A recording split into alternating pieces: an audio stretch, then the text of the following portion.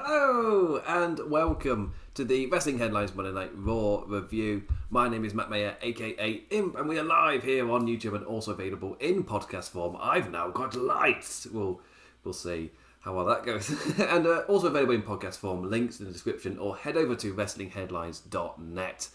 Was Raw any better this time last week? The middle of the show was tag heavy. But I found myself going, it doesn't feel the same this week though. As in, when you watch a Raw, episode of Raw, quite often you'll be just sat there like, this feels like a waste of my time. This feels like the same show as it was last week. I didn't get that feeling watching this one though. Like, don't get me wrong, I still found it a tad crap, not gonna lie. But they bested their own low bar. Take from that what you will, whether that is actually a positive or not. But that's my quick review for this week's show. Was it crap? Yeah. But not quite as crap. It creates a bit of a Bernie, I've forgotten his, no, not Bernie Sanders, guy play, Larry David, that's it. A bit of a Larry David. Who is it? Was it? It's crap? Yeah, but it's not quite as, it's too bad, but it's not good. Yeah, that's how I feel about this show. Larry David going, yeah, but it's still... I feel like I'm going to need my New Day mug for this one. But this was the April 26th episode of Monday Night Raw, and live from the Thunderdome, wherever it's located currently. Who knows where that is. But people, pay attention to this crap. But, the main thing I want to talk about is Braun Strowman being added to the Triple Threat. Because again, it was one of those episodes where not a lot happened. It just kind of ended. It just happened. And by the time it ended, it was like, it just ended. Yeah, that's the thing, wasn't it? It was on my telly. Cool. It's one of those shows, for me, absolutely, you're not to watch it. For me, giving this review, again, like, just quick one-liners at the start. Like, yeah, don't have to watch this. You lucky people out there who don't cover this show for a site. Trust me. You don't have to put yourself through this. You cannot watch it. It's fine. And yeah, this show again is kind of like that where, again, they beat their own low bar, but that's because a lot of the segments in the middle for me carried on stuff without also doing a lot. It wasn't a memorable show. Not a lot happened on this show. I found it very nothing. Like, a lot of it doesn't matter, which is kind of compounding issues over time where they've conditioned me to like expect interferences, expect the actual match part of it to not really matter. And when you get to that part, like now, yeah, it's like paying the consequences of that, because I just don't care about anything on the show because I feel like it doesn't matter. I'm waiting for the interference. I'm waiting for the thing that actually happens, because the thing that is just as good as winning to take place. It's like I've been conditioned to expect that now from Monday Night Raw. I'm specifically saying Monday Night Raw because, again, as somebody does do it foresight, obviously I do get a bit of, I'll call it feedback. Just, it's like, always crapping on WWE. Yeah. Technically, yeah. There we go, end of point. Let's leave it at that. No, I do, like, it's just Raw. It's the point I'm trying to make here. Because I enjoy NXT. I'm enjoying SmackDown. Yeah, SmackDown has main roster tropes, but for me, it's a much, much better example of it. Like, their world hangs together at the least. It's not constantly just making me go question everything. Whilst with Raw, like, Raw's the anomaly here. It's not like, SmackDown's an anomaly because it's good. No. Raw's the anomaly in how bad it is. Like, no other wrestling show is this bad. And it's such a shame that it's still number one. In terms of quality, I feel like for WWE, SmackDown for the past year has really shifted to being their A show. But Raw still is the one that gets like the most viewers. They're the one that brings it in. And that's such a shame because it's such a bad show right now. And they've been on an absolutely god-awful streak for months. It feels like months, but it's probably only been like 1 or 2. Really, and like I felt like going into WrestleMania it might get better, but coming out of WrestleMania is like, no, it's actually stayed the same, and that makes it feel that much worse, which sucks. We'll get into the individual bits, so I get to explain my point at least over this. But would say once again, Raw wasn't very good. I would not recommend you watch it. You can watch certain parts on YouTube, obviously, but I wouldn't recommend you watch this show. No, but I understand. Yeah, I understand you enjoying certain parts, because that's what I would say. I am able to find positives. So it's not the worst show they've ever done. There are certain things I'm enjoying or I'm interested where they're going. Therefore, it's not the worst thing they've ever produced, they've ever done. I'm able to get into certain matches. So it can't be the worst show they've ever made. But it's more of a compounding issues over the weeks. And you can pinpoint positives out there, but it's not enough for the show overall. Because again, the point I'm making is, would you watch the show or would you watch segments on YouTube? If you go, but this bit was good here, wasn't it? Yeah. That's not an argument for watching the show, because I can watch that on YouTube, which is my entire point. The show as a whole product together, just doesn't work, and it undermines itself at every turn. But it's like if you check out every other segment on whichever ones you're interested on YouTube, it works quite well in that kind of format. But somebody has to review it. I cannot call this show good. So let's talk about WrestleMania Backlash. I wanted to call it Fastlane so much because it's a big pay-per-view. It's Fastlane to Money in the Bank. So the Raw April 26th episode kicked off with a banger. The giggles in my voice and everything. Mace and T-Bar versus Braun Strowman. So the masks are gone. We'll take the the masks are indeed gone. For some reason, the stupid names remain. The names which they're given to them by Mustafa Ali, so that they would know what it is like to be given like a crap name by WWE and forced to be a thing. They're now keeping the names Mace and T-Bar, even though they've left Retribution, left the gimmick, gone to be their own thing. They're still Mace and T-Bar, and they're still wearing the face paint that they had on under those masks. Both things extremely questionable. Again, the other one, which is something that can easily be tweaked over time. Again. Just like little presentation changes. Names. I mean, if you have to stick with the names, you can at least change their appearances a bit more drastically. Like, face paint, gone. Just, especially I feel like, from Dijak. If Dijak's face paint goes, that's an absolutely massive change. But, if, like... I feel like Dio Madden Mace's presentation, he looks great, I think, personally. I don't know if he needs to get rid of the face paint as much as Dijak does, because Jesus Christ, his T-Bar. Like, even the name change, like, T-Bar for me is infinitely worse than Mace. They're both crap. Dio Madden and Dijak are fine. Dijakovic, sorry. It's fine. But yeah, Mace and T-Bar, so they kept the names. I guess in kayfabe you can explain that. The music is one as well. That's the Retribution music. But you've left Retribution, so why have you got the Retribution music? Just another thing as well. It's just a lot of things where they made minor changes, but they're there to get beaten by Drew McIntyre and Braun Strowman, and I guess now and Bobby Lashley, given that they acted against Bobby Lashley this week. Like, they're the fodder for them to beat for WrestleMania Backlash. So as I'm watching this and making these minor changes, it's just like, yeah, but you're the filler villain just to carry us over because we got 5 weeks and they didn't think ahead. So the story's not strong enough to evolve and carry for 5 weeks because there is no story. And, I mean, they got the end point, do the match. WrestleMania Backlash. But no idea how to get there. It's being made up week to week. So you bring in these villains, do these things, and it doesn't flow particularly well. I'll go through what happened first. So also their line delivery is just the same.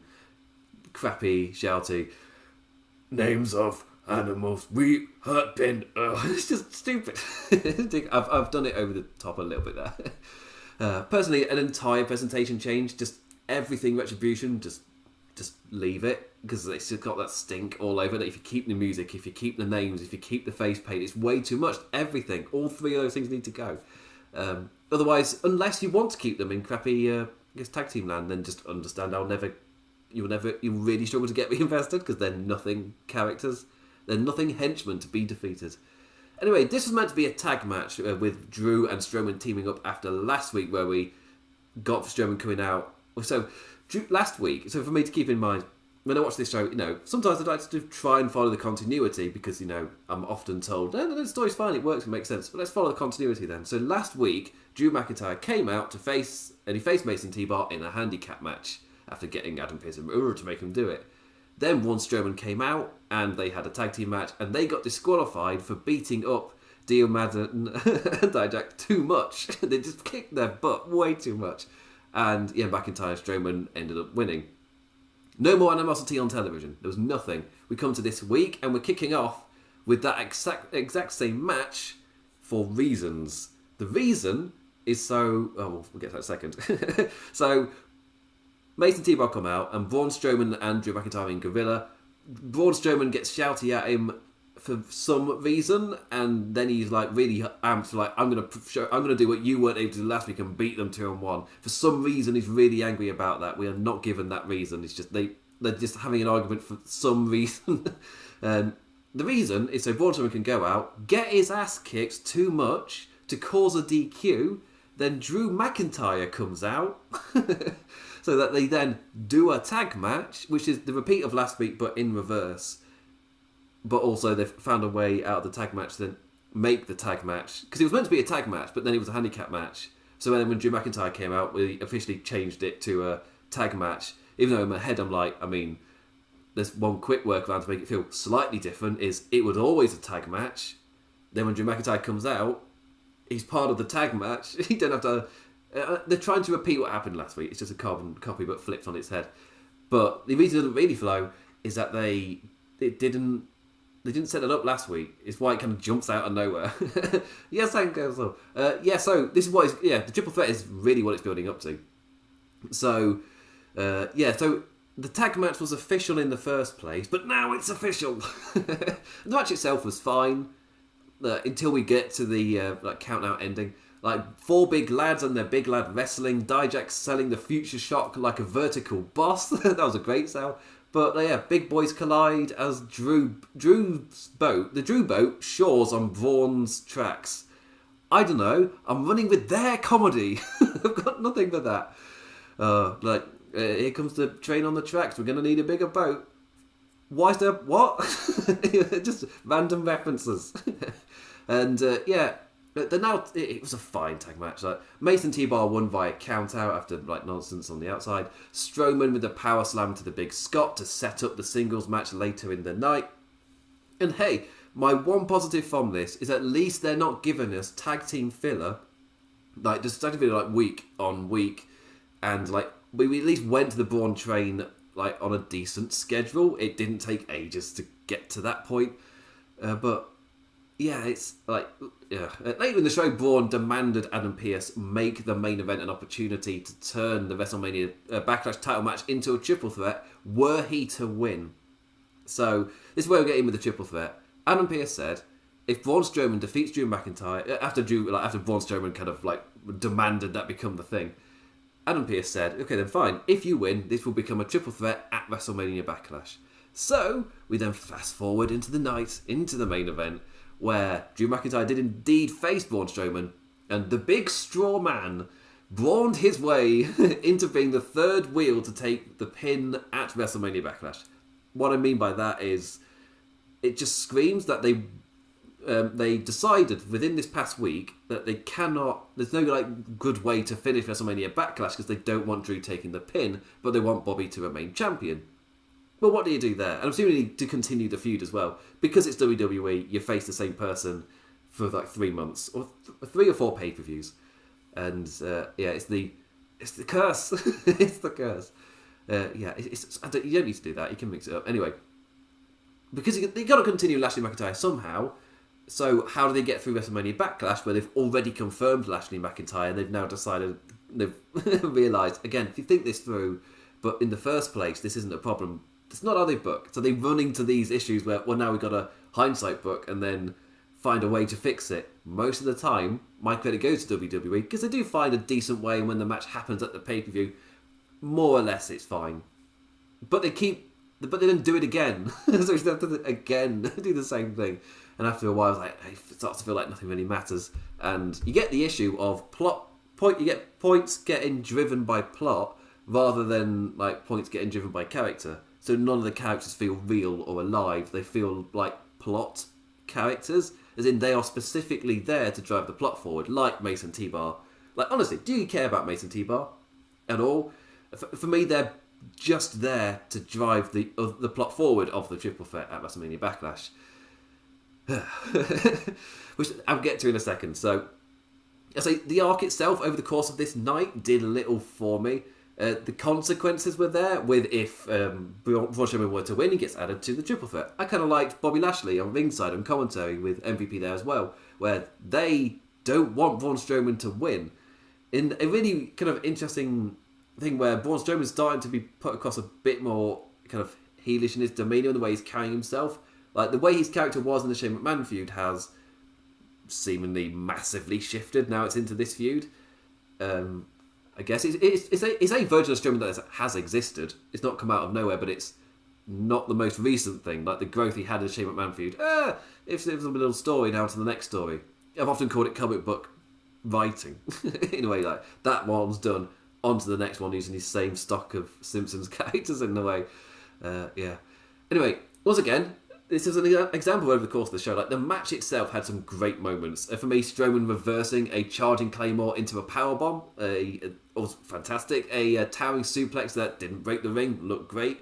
And like the tale of matches holding their own in spite of, like, for me, mediocre creative direction. It continued. Like this was, like, no matter what I've said about the past, like 3 Raws, for example, I've enjoyed all 3 main events. So again, it can't be the worst show in the world. They just, it's an overall run of sludge. Mace and T-Bar, so this is where I kind of swing back in. Mace and T-Bar continue to be the McIntyre momentum deciders as Lashley and MVP worked together to give Drew the advantage. The former Retributioners costing the Scot for Braun to capitalise. And this is kind of what I mean, where Mace and T-Bar are there as plot devices rather than characters. And where it ties in with MVP. So the night after WrestleMania, they do the kind of hinting of the wheel, of how the wheels are turning.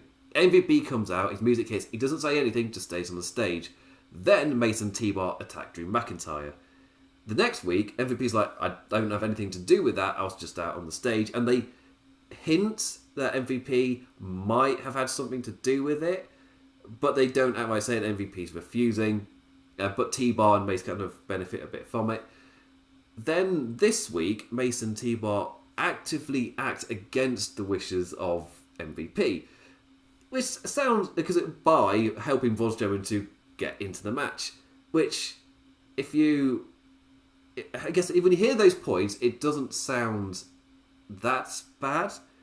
But in watching the show, in terms of like the demeanour of the characters of carrying over with each other, in terms of the way they actually interacted in the show, like the things you'd get by visual storytelling, it's like they didn't know where to go with it.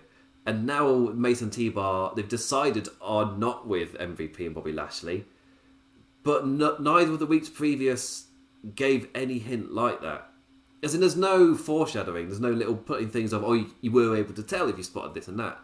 Because no, there wasn't any of that. And that kind of, it feels like them attacking Drew McIntyre is a plot device. Because they needed Braun Strowman to be added to the match. They can't have Drew McIntyre lose clean, so you got to cause a distraction. Bobby Lashley can't be that distraction because or MVP, because they don't want Braun Strowman in the match. They don't want it to be. They want it to be a triple threat. So then you got to bring in some outside character and thing. So that's where Mace and T-Bar come in. But on this week, this is all suddenly, this week they decided, well, okay, they're not with MVP and Bobby Lashley. And that's what this show screamed to me, was they were hinting slowly, and you just, over the course of time, you probably get that reveal that, yeah, MVP was, like, you knew the whole time, of course he was, but he was refusing it, and that gave enough room for them to act. But here, like, no, they've decided now, which then means this episode, they just feel like plot devices, because they've not decided what they are until during the thing. Yeah. Which means that the match itself at WrestleMania Backlash, I'm not that into, because then Braun Strowman's involvement also feels like a plot device. Like, his point for being there is so that Bobby Lashley can, like, choke him out or pin him or whatever, and Drew McIntyre gets to stay strong, gets to stay number 1 contender. And it feels like that's why Braun's there, and that's a little bit disappointing. Yeah, like the match itself for me doesn't have much intrigue, because I feel like I already know the gist of the finish. For me, it's more because it's like a paint-by-numbers thing. But they've decided this week that it's going to happen. Yeah. It's that hindsight booking trying to find a way out of the thing. And they found the thing. They've now got 2 weeks to, develop on this. So that they haven't, the past few weeks, haven't done a great job establishing that. Yeah. Anyway, I'll go over the rest of the show now. I don't want to spend too much time on this Raw, because again, it was yet another Raw I didn't enjoy. It's at the point now where Raw makes me question why I do any of the wrestling things, because it's generally just a really bad show. But then I watch the other shows, be it AEW, be it New Japan. Obviously, New Japan not putting anything on now because of the state of emergency in Japan, because of COVID. But with, New Japan, I can't about to say New Japan again, NXT, AEW, even SmackDown, Impact, because they had their big show over the weekend. Like, Raw is the outlier. I do enjoy wrestling. This is just a bad show. And again, we'll go over the course of the show, and that'll hopefully help explain it again. It's kind of why I do this every single week. You get to hear like the more intricate parts of me, rather than me just going, bad. It's like, no, I'll go into each segment. So, The Miz, Elias, and Jackson Riker with John Morrison versus New Day and Damian Priest. They deliver Hey Hey Ho Ho Unplugged with Elias on guitar, and I will say, it got a laugh out of me. An amazingly bad tune check. It didn't make me laugh. Quickly descending into an all-over-the-place performance to bring out Priest, who brings out New Day and an Xavier Woods with a suspiciously heavy guitar case. Again, I've enjoyed the New Day stuff, even though I was really down on the match itself being... the booking essentially was very similar feeling for like 3 weeks in a row. This week was, this week felt a bit different, even though it's still the same characters all facing each other, but you've at least mixed two storylines together, so it feels a bit different. But yeah, why is the guitar case so heavy? Because that performance was so rotten, it's full of tomatoes. As, I want to say Vink, I've not learned his name, spurts out bleh Oscar lines. It's like, oh, come on. The site did make a great, before commercial slow-mo when they came back, as Morrison with a tomato right into the nads. It was great seeing that in slow motion. Match itself was fine fun. The goodies more in tune as the baddies' musical harmony worked a good foreshadowing. I say icky musical harmony worked a good foreshadowing for their shoddy togetherness. It was taking some work over the match. Morrison's revenge, as he's the momentum deciding factor from ringside. Vink having to say, Morrison using the tomato to his advantage. You have to admire the... I'm just like, oh, poor man. Like, now having to put over smushing a tomato at a face as some form of genius innovation. But yeah, as I was saying, over the course of the match, the goodies were way more in tune than the baddies were, and that played out into the ending, and they won. A decent, fun match, in a way. Like, this isn't the feud which... Yes, Damian Priest kind of stuck against The Miz, even though it's one of those things where they run at WrestleMania, but they're going to continue the feud, because you feud with them for, again, 2-3 months. And, it's not one of the worst one to be establishing against. Again, there's the Dolph Ziggler curse. You debut, you face Dolph Ziggler at the pay-per-view. Oh, I haven't actually got anything for you now. At least here they seem like, hi, Damian Priest. Like, another way for me to tell is that they tweaked Damian Priest's entrance a little bit, as in... they cared to do that. So you kind of take that credit in a little bit more. For me, a care to attention to detail shows a lot. And that's what made me so down on the women's tag team stuff and that whole kind of area of the card that feels so meaningless. Because the attention to detail is so not really there that that kind of reinforces the... okay. Anyway, so my prediction last week was Charlotte Flair would be on this show. I was 100% correct. They found a way to get Charlotte Flair in. I didn't actually mind it, because Sonya Deville was established over on SmackDown, and we don't know why she's sneaking in Charlotte Flair, but she is, and that's fine. Obviously, the whole, she's sneaking her in, and commentary going, it's a bit fishy to me, Brian. Why did she sneak her in? And I'm like, I don't bloody know, because the whole production truck knew. What's the sneaky stuff here? How can you sneak somebody in but then also have the whole production thing all set up? It's one of those things where it's fine until you think about it. It's like, oh no, they had to coordinate all of that. Deville now an official enough to sneak Charlotte in. She got the whole produced entrance, so I'm sure somebody noticed. A faint apology took place with the referee himself there accepting. but Flair being like uppity heel, reversing his words to get him to apologise to her. It's like, oh yeah, great heel work there. Really made you like, oh, Charlotte, you. Yeah, she's great as a heel. She's great in this character. Yeah, there we go. Charlotte can do the wrestle again, and she does later in the night. It's just the thing of, yeah, like commentary. After all that, after Sonya Deville did the whole presentation of Charlotte, and then she gets her match later. Sonya then sets up the match later, but after this bit, and the commentary kind of just trying to sell what we've just seen as they're exiting up the ramp, and they're just going, oh, I don't know, it seems fishy to me, Byron. I'm like, no shit. Just like, oh, talk about talking dumb to your audience. Like, oh, I think something's up there. Yeah, you've visually told me that. You don't need to word for word. It's a misinterpretation that you need to explain to me so that every single person is on the same page. For me, if you go to WWE, this is quite a lot where, again, it becomes kind of nothing, where you essentially you cross the line and you're just talking dumb to your audience, and the only kind of reasonable responsibility is, so the young ones can definitely follow it. It's like, yeah, that's fine, but what's actually the case from I say studies, but studies that I've come across myself, is that it doesn't actually. Again, the studies are probably like 8-9 years old when I read them at uni, but they, like, young children don't actually care. So, like, if you're dumbing down your story to make sure that the kids can follow it, the kids, they don't actually care. Like, if the visual, the shiny, the incredible production WWE has, the matches themselves, the characters, like, they'll be taken away by all of that. They will not care about the story, and that's kind of what I've taken with me into, like, reviewing this stuff. It's just like, yeah, if you're simplifying it and, like, hitting it over the head just to make sure everybody's following it, you're essentially talking dumb to the audience.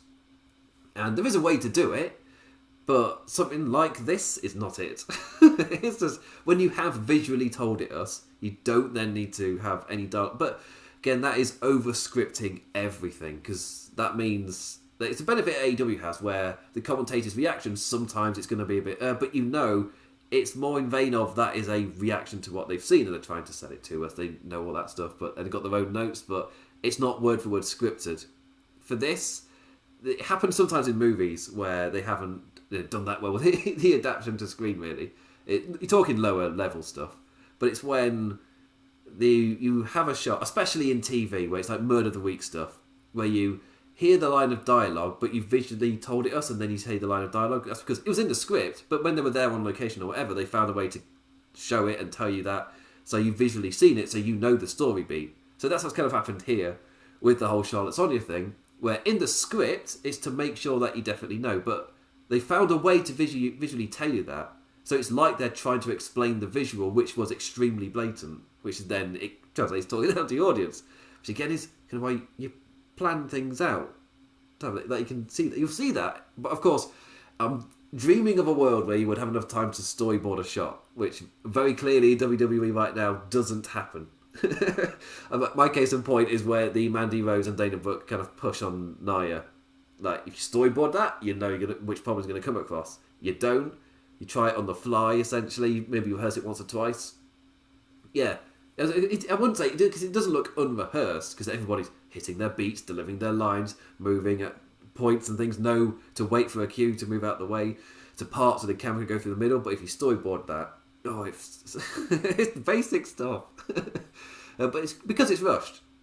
There's no, like, again, if you know where you're going in weeks prior, you have time to sort out this stuff, but they don't, and these are the consequences for it. Right, production blown over. I can't say that when I'm 100%. I spent ages on the lights because they're brand new, and I didn't. I have done that actually. Actually, this is a fantastic example of what I'm talking about.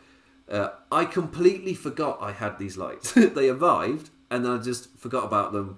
Brought in my normal setup, and then I remembered, like, within, like, I think I had 20 minutes before I was live, like, oh crap, yeah. So this is rushed, this setup. And I know if I do like this, my arm is like shadowing on the wall. I just didn't have time. But that's the kind of thing that happens when you, like, don't do it early enough and plan to do it ahead.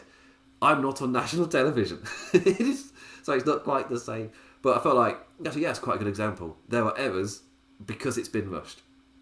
So yeah, I'm about to see on the video where there is a shadow. There is a shadow, thank God. Point would have just been not proven at all.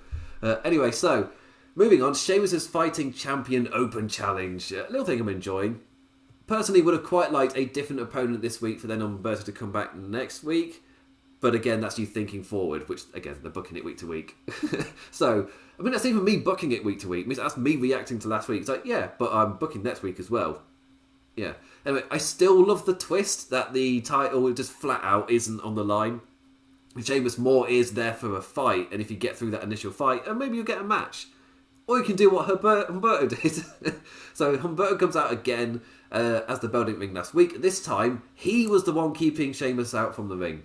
A twist that I really liked, him showing, like, he knew what was going to happen this time, and he took the fight to Sheamus, and he showed him up. I really like that idea. But if he's coming out to answer the challenge, but yeah, the bell never rang again, but this time Carrillo was the one to walk out. So immediately I'm just like, I mean, like, solid follow-up aside, like, there's the question of why would our hero not then wrestle the match? Because it's just as good as beating them. Damn it. It's like, for me, that's another example. The actual wrestling thing itself, like the matches on the show, it was something where when AEW first started, they were going to make sure that their matches matter.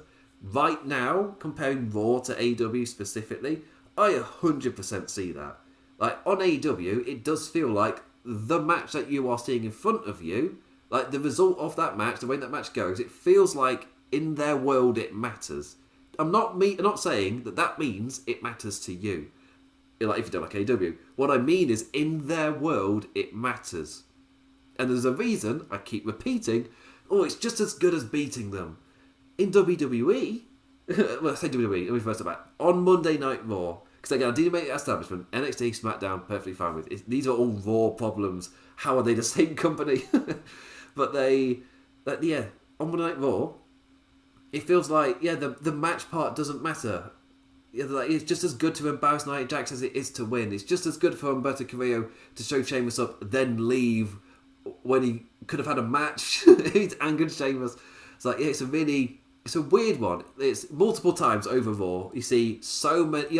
Again, I feel like it really hit during Charlotte Flair's match. I am just waiting for the screwy finish. I'm waiting for the interference. I'm waiting for the reason this match is happening. AKA, I'm waiting for the real thing here. The real thing that actually matters, which isn't this match. And for me, that's what AEW have absolutely nailed, me not having that feeling whilst I'm watching their matches. And I don't think it's any more complex than that. Really.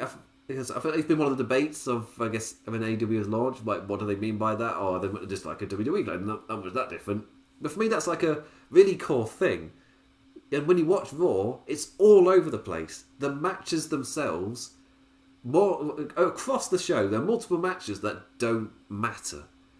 Because they're either there to get interfered, or they're there for like something like this, or for the match to never happen. Or send a message which is just as good as winning, which then meant that winning didn't matter, which meant that the match didn't matter. Because it's all like driving the plot points forward, but it's all like plot devices, which, again, if you book forward a little bit more, you're not going to have these issues where you're then having to have a match to push the plot forward every week. Anyway, there are exemptions to that, and I feel like Randy Orton is the biggest exception to that. And I don't know if he's got any creative sway, or it feels like, because apparently when he was hyped to face Braun Strowman last week, and or the week after WrestleMania, whichever it was, when he faced Matt Riddle, and then when he meant to face Braun Strowman, then he faced Matt Riddle, and apparently Randy Orton's like, no, I don't want to face Strowman. I'll do a feud with him, and hence why Strowman's then been added to this. But yeah, his feud with Riddle, for me, it feels like there's a direction to it. And when you watch SmackDown, that's a feeling you get with almost every segment.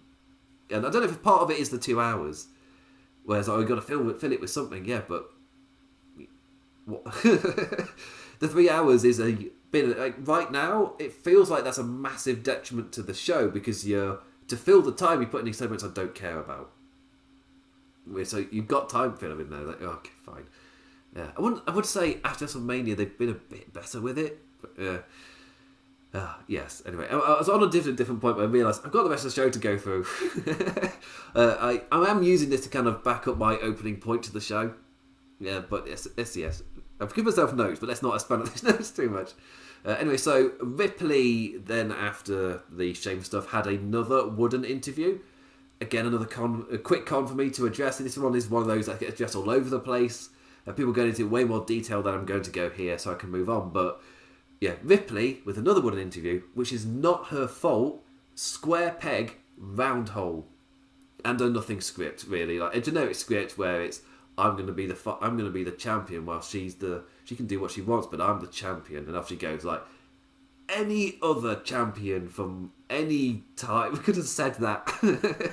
Any Raw champion over the past a few years could have said that. Absolutely nothing character unique in that at all. And that was a massive criticism I had over, I want to say it was like 2018, 19, one of those years, maybe even 17, I can't remember, where you were getting promos across Raw, I guess on SmackDown as well, that could have been delivered by anybody. There's no character in them. This was another one. But if everyone's got to deliver something like the same scripted promos in the same kind of way, they can personally change their kind of delivery, but the scripting of it is incredibly similar. It's like, and the production of it is similar. It's like, why are you doing that? We saw it at WrestleMania, how talented these people are when you just let them be them, or at least try and give their version of them. And yeah, they knocked it out of the park at WrestleMania. But this is how it's done. And for me, it's an absolutely massive con and major advantage to AEW. Because they don't do that. Their people feel way more like relatable because you don't get promos like this. Or if they're not as good at giving the promos, they then aren't forced, like Ricochet, to deliver like they are, try and deliver it like they are anyway. Square peg, round hole. It's been a thing for years. This isn't a this specific era issue. And anyway, it's just more apparent, especially when there's now AEW not doing it, so I get to see it how I thought it would be good, and I personally rate it incredibly higher. Anyway, WWE Champion Bobby Lashley then made his way out. Honestly, him not being on the show last week for me actually helped. It felt like a bigger deal when he was on now. And if I was him, I'd also go, nah, I'm not appearing on this crap like every other week. Just I was like, yeah. Like a great promo here on respect on how much he received from the live fans when making Drew pass out at WrestleMania, to WrestleMania Backlash, and the disrespect in making the title match a triple threat without consulting the champion. Really like their point there. And like later in the show, MVP confronted the Strowman, relaying Lashley's message to an ear that didn't want to hear it, and that then led to the main event. I was like, yeah, I thought that was a great promo. I thought everything Lashley and MVP did was driven by character. It's like, wow, amazing. When there's segments across this show where it's just like plot point things. And I feel like, unfortunately, Strowman, McIntyre, everyone else in this, I feel like it's driven by plot point. But because Lashley and MVP are kind of disconnected from it, and they're not really influencing it at all, like what they do is driven by character. Because they're kind of on the side. And that's benefiting them so much. As I lose kind of investment in all of the other characters here, Lashley and MVP, they get a major boost from not being involved in the main story, because they are like the effect. They're the kind of the goal to get to at the end, rather than the story itself with McIntyre, Strowman, T-Bar, and Mace. We'll see what it's like next week, especially if we get McIntyre in a handicap match again for like the 4th week in a row with the handicap. But unless it's the Bobby Lashley team with him, but maybe it'll be Strowman and Lashley as well to sell that angle of this match, which again we've only seen Strowman and McIntyre. Maybe we get to see a bit of a difference next week. We'll see. But yeah, Lashley MVP. For me, there were 2 character highlights on this show, and that was the first one. The second one is, I think, coming up right now, because it's Matt Riddle and Randy Orton, and for me the character beat I loved was Randy Orton during all of this.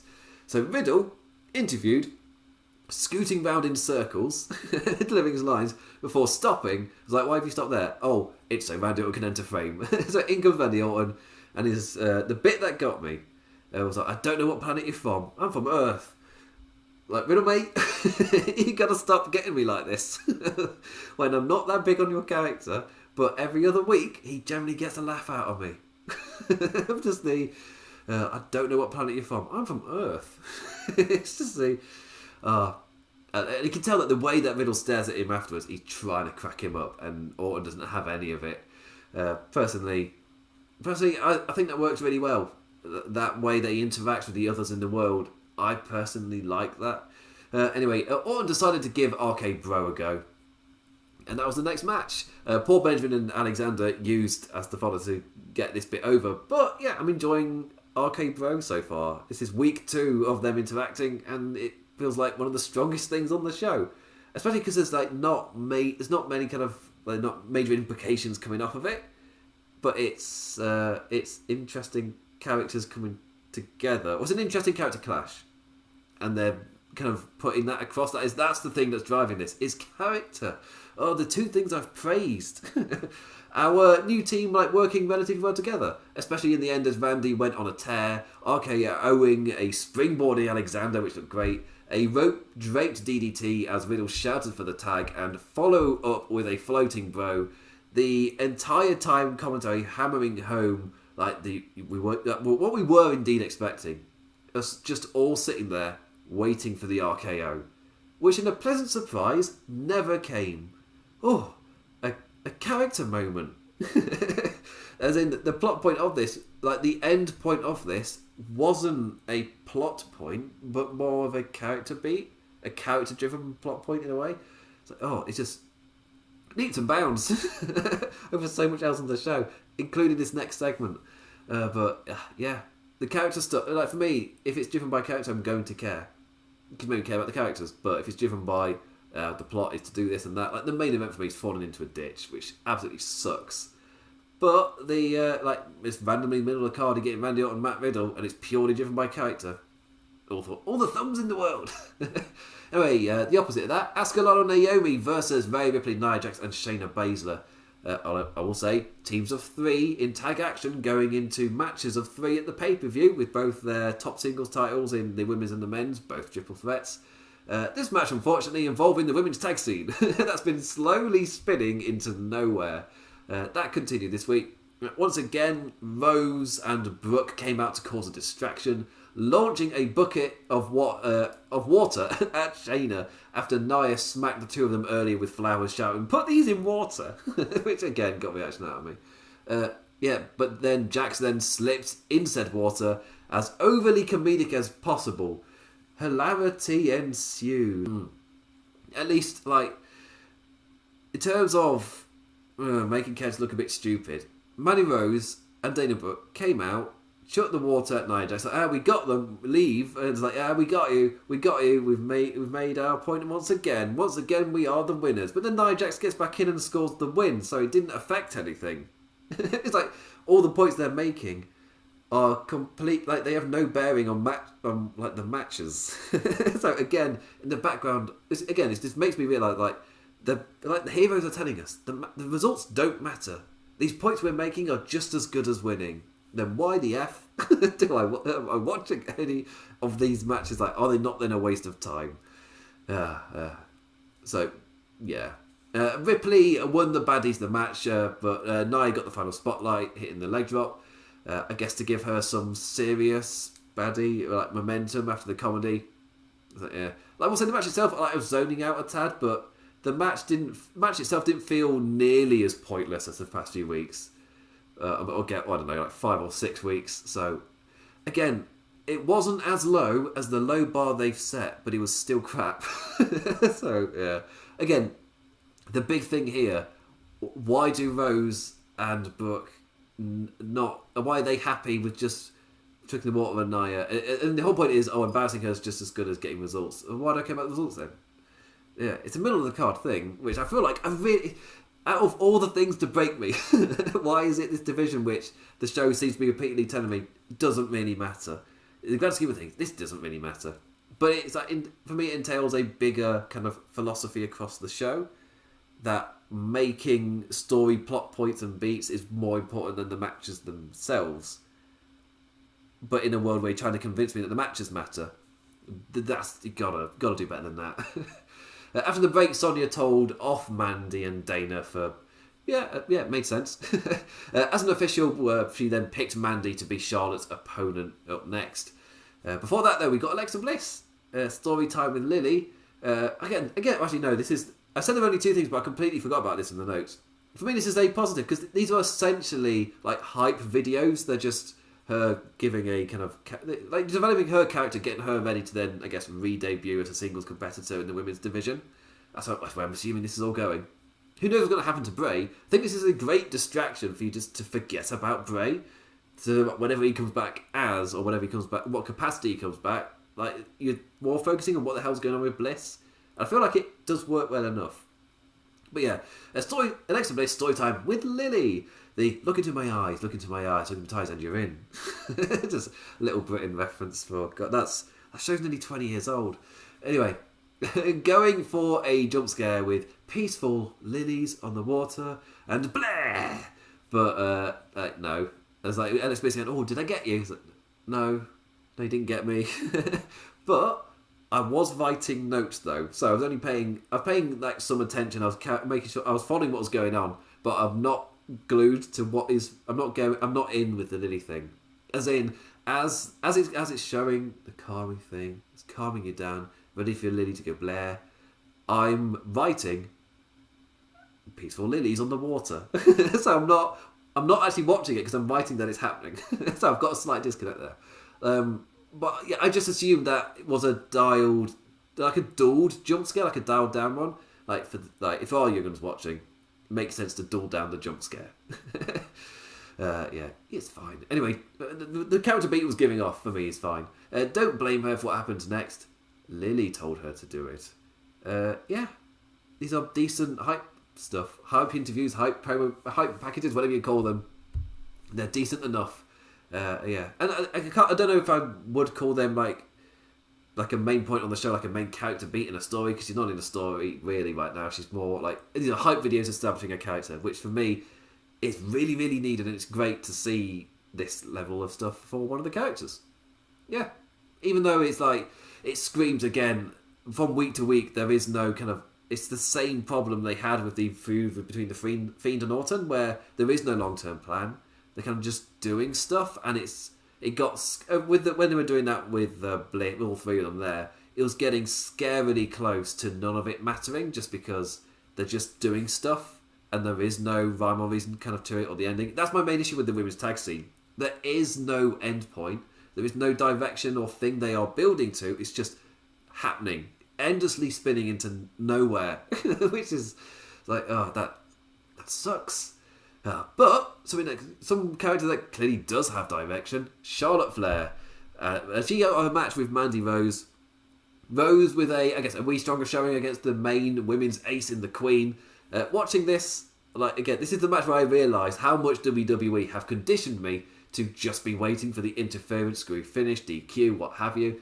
Quickly building this match itself, though, it quickly built to Charlotte becoming infuriated with the referee once more, shouting at him to do his job properly. I was like, okay, so this is the reason the match exists. Now Charlotte Flair either gets rolled up or she does something again, because again, the reason for this match to happen is the Charlotte Flair beat. It's not for the actual match itself.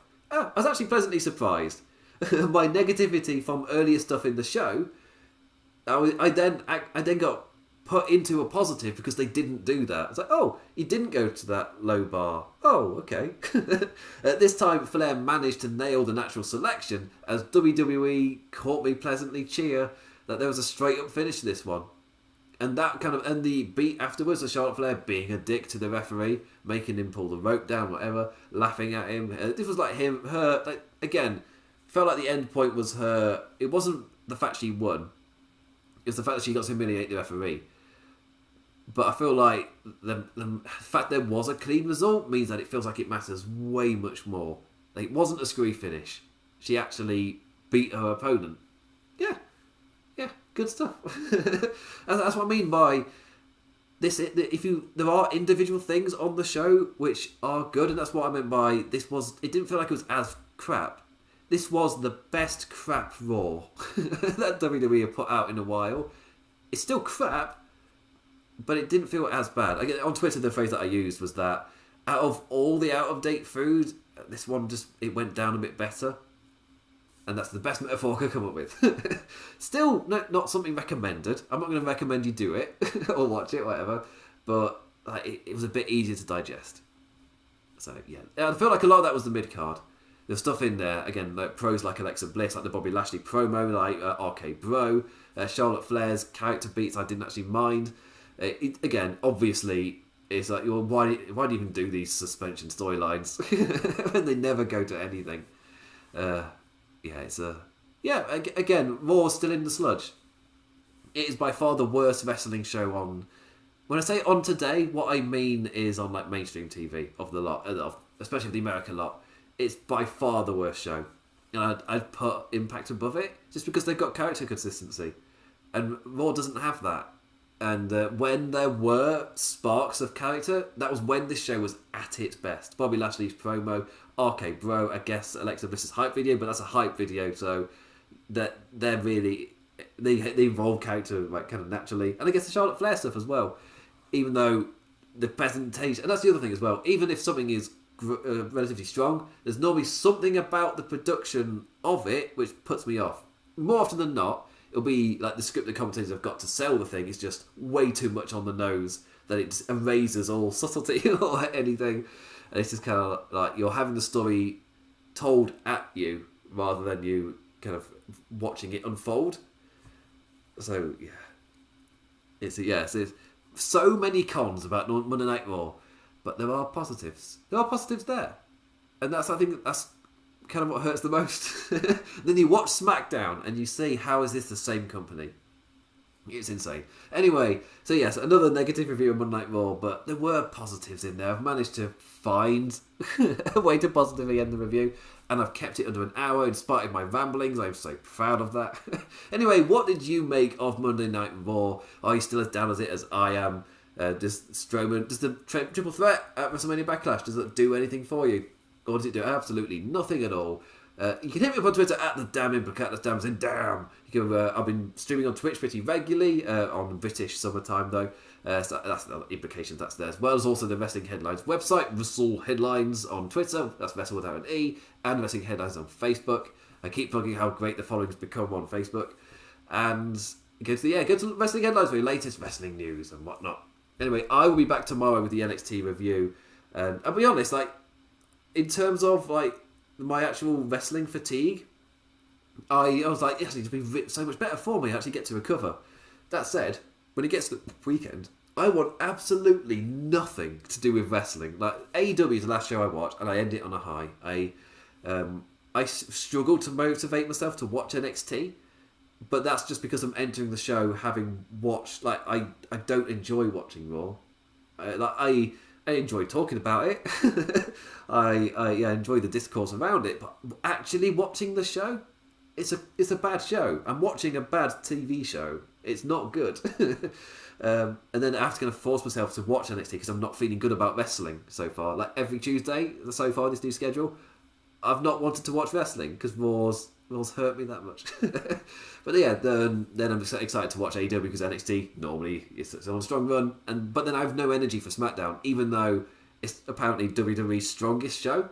And from what I've seen, from the snippets and everything, I tend to agree, really.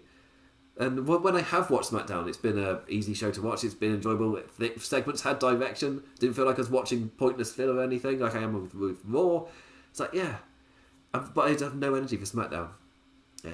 I'll find out a way. Hopefully, as my life kind of calms down a bit in this, as COVID kind of relaxes a lot, I'll be able to cover SmackDown. But as of now, enjoy me in my new room with my lights. Anyway, I'll be back tomorrow for the NXT review, and as I promoted last week, I will be joined by James Boyd of One Nation Radio to go through NXT. So with that, thank you for watching, liking, subscribing, engaging any form, any manner, 5-star review, whatever you did. Thank you so much. And with that, I bid you adieu. Adios.